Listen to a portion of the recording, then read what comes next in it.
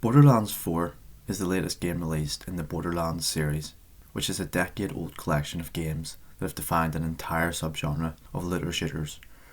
After Borderlands 3's tough reception, the expectations for this game were through the roof when it was first announced. Personally, I was excited for this game. I absolutely love Borderlands 1 and 2.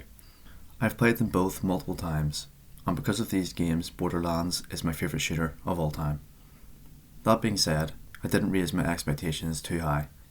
The last two games in the series, which is the pre-sequel and Borderlands 3, I struggled with and have not actually yet completed either of them. So when Borderlands 4 was announced, like most people, I was sceptical, but hopeful that the series could get back on track and make me fall in love with it again. So in this video, I want to talk about where Borderlands 4 succeeds, where it falls short, and what it says about Borderlands as a series moving forward. The title says, "Did Borderlands 4 deliver?" This is obviously subjective. Some people might have loved the game and would say this is the best Borderlands has ever felt, whereas others would argue that this game is another step down in quality. I am somewhere in the middle of these opinions. There are parts of Borderlands 4 which I think are amazing, and other parts which felt like a punch in the stomach. To understand Borderlands 4, you have to zoom out for a second. Borderlands isn't just another shooter franchise. It defined the looter shooter genre. Borderlands 2, especially, set an incredibly high bar, not just with the gameplay, but with story, villains and tone. Since then, every new entry has been compared to it.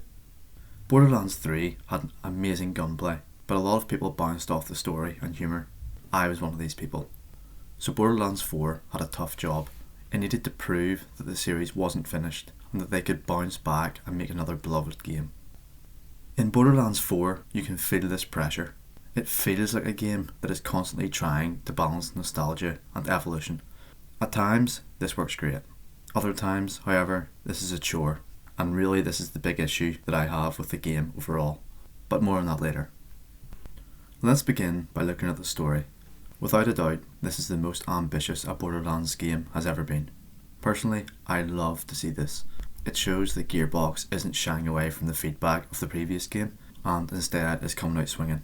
It works well at times. There is more focus on the wider universe, more continuity with the past games, and more effort put into making events feel like they actually matter. It feels more like an actual narrative arc than any of the previous games. In emotional scenes, the game really slows down and lets you breathe, making you actually care about what's happening. The storytelling in this game has moments that are actually pretty effective. Other times, the story struggles with consistency. The tone sways wildly. There will be moments when the game is taking off and you're expected to take it seriously, and then it undercuts itself with cringe TikTok humour. And Borderlands has always leaned heavily into its humour. It's one of the biggest draws to the series. This game, though, it really is a struggle.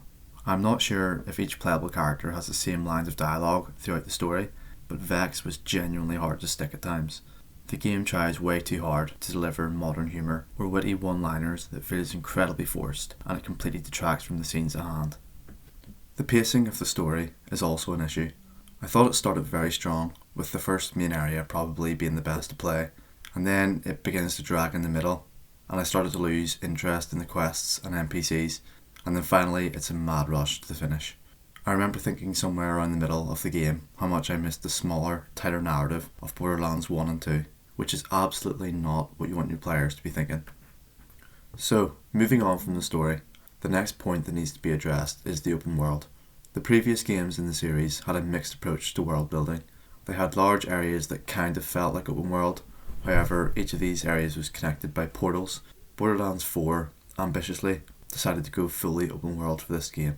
No portals, no restrictions. As a positive, this does mean there's lots more to do and explore. The environments look great visually. Colours are used very well to make the world feel open and alive. You're encouraged to explore and will stumble upon secrets or quests or boss fights. Side missions are woven into the world naturally, increasing the immersion. The world does a good job of feeling lived in, which is a huge factor to open world games. A problem with this, however, is that there's a lot of empty space. Borderlands 4 falls into the trap that bigger is better, when I usually believe less is more is a better philosophy for certain games. Some areas are too big for their own good. There is simply not enough going on to fill the massive world you play in, and so a lot of areas just feel big and pointless. This harms engagement as you spend a lot of time travelling between objectives and all you get are random ambushes that reward small amounts of XP. Another problem I found is that the story areas, that is, the cities or buildings in which the main story beats actually occur, are almost exactly the same as each other. From the very start of the game right through till round about the ending, each major fight occurs in a big sci-fi looking building where you fight through countless enemies to eventually find the boss. It all feels so samey and dull. Granted, later in the game there are some killer areas and things change, but most of the game to me felt very rinse and repeat. If you pick up a Borderlands game, you probably don't care too much about the story or even about the world. What you do care about is the gameplay and the combat. This is where Borderlands 4 thrives. The gunplay is excellent, movement is smooth, and the weapons are unique and fun. This is absolutely the best Borderlands has ever felt to play. On top of this, build variety is also the best we've ever seen. Each Vault Hunter feels distinct, and each has different builds you can play and experiment with. There is no correct way to play this, and there is also no one-size-fits-all approach.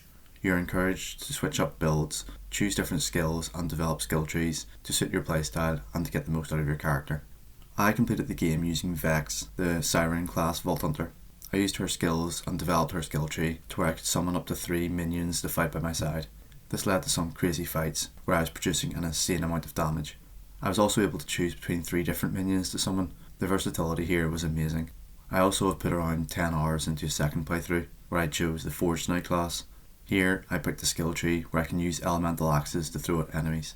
This is a completely different playstyle from my first playthrough, and I found it super fun to see how the game can play in such contrasting ways. New mechanics are introduced well, adding depth without overwhelming the player, and each complements the combat rather than complicating or confusing it. Bosses are a huge part of a Borderlands game, and I feel personally that they have struggled with this since Borderlands 2. In Borderlands 4, I feel conflicted. Looking at the visuals, the bosses are great. They are very cinematic and are presented well. Added to this, gameplay wise, the bosses succeed too. Each fight is unique, and each boss has different playstyles or features that differentiate them from one another. Some will make you think, switching up usual fights where you just unload as much damage as possible. They are intense, epic encounters that will feel very satisfying. The main issue I have with the bosses is consistency. Sometimes they simply have huge health pools, sponging up damage, especially on higher difficulties and levels. This makes the fight tedious instead of fun. It makes the boss forgettable, one that you don't want to ever encounter again. But overall, this is a small complaint, one I thought is best mentioning, however. The bosses were one of the better aspects of the game, and I never really felt let down, just sometimes underwhelmed. As you can see, Borderlands 4 does do some things well. I really enjoyed the combat, the bosses were unique and fun, and I thought the story attempted something great, maybe just slightly falling short in the end. There is one glaring problem with this game that I have not yet mentioned, one that completely stopped me from loving it. It's not the humour or the open world. The biggest problem is that it does not feel like a Borderlands game at all. This game is simply a futuristic sci-fi shooter. It has lost its identity. It has lost everything that made it unique from other shooter games. Honestly, I never really cared about the looter aspect of these games. I'm not a grind type player.